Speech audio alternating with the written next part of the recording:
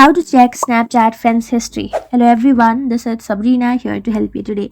So without any further ado, let's get right into the video.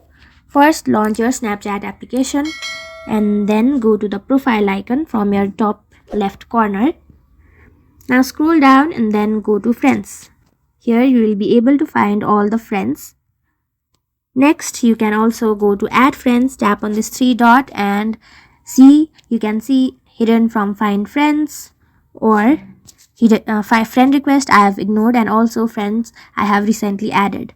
Next, what you can do is go back and then go to settings, scroll down and then you should find an option of your information, my data option.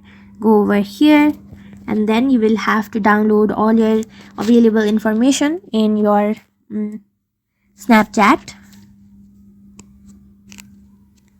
Select all of it, go to next and then submit it.